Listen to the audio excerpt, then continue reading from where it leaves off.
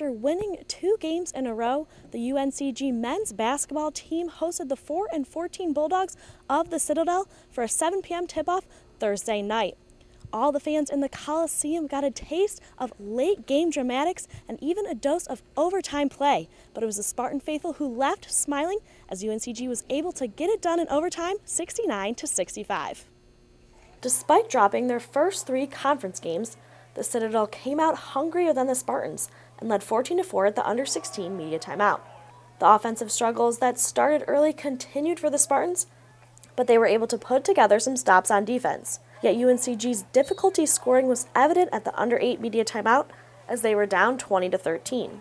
The first half ended like it started, and the Spartans trailed 31-20 after 20 minutes. During the first half, the Spartans were taking normal shots, but those shots just didn't fall.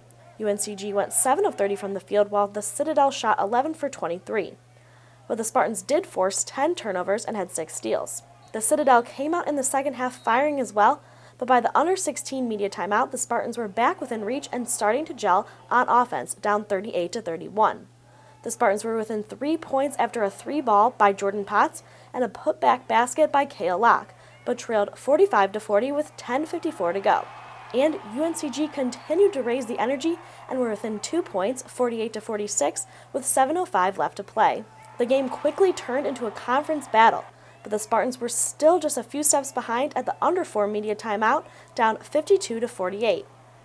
Ashton Moore hit a 3-pointer, but on the next possession, Kyle Kane got the steal and the layup, and the Spartans trailed 57-56 with 1:57 left to play.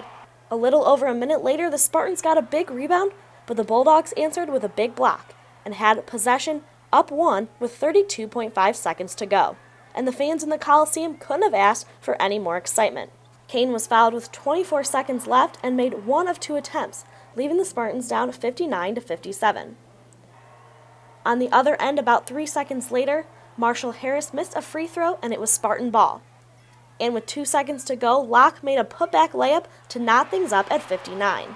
The Bulldogs managed to call a timeout and the officials ruled there was 2 seconds left on the clock, but the last second 3 wouldn't go, forcing overtime. Clutch shots by Nick Pauls and Kane gave the Spartans a boost in overtime, but a 3 by Matt Van Soik kept the Bulldogs in reach, and they weren't going down without a bit of a dogfight.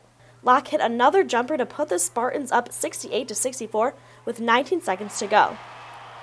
Citadel was within 3, 68-65 after Quinton Marshall missed his first free throw, but hit the second. But Locke made 1 of his attempts as well, and it was just enough to hold on for the win. I thought we showed a lot of toughness. I mean, we talk about toughness a lot, and not just individual toughness, but team toughness. And I thought we had a toughness about our mentality and the way we approached the second half and overtime.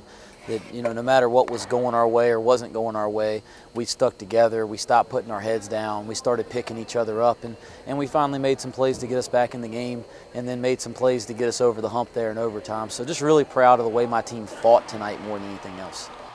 Locke was the star for the Spartans tonight, making those baskets in crucial moments and leading the team with 21 points and 8 rebounds.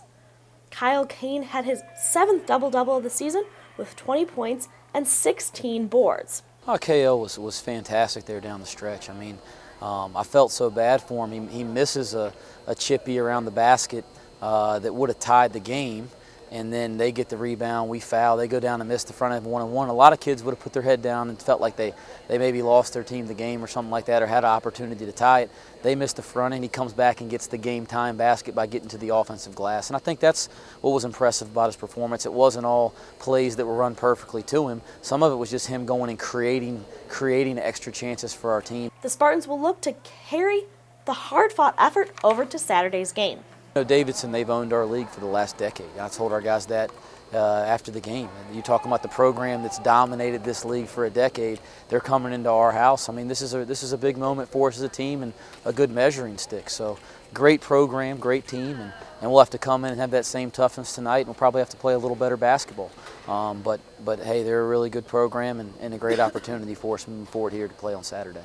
The Spartans will play host again Saturday evening as they welcome in Davidson for a 5 p.m. tip.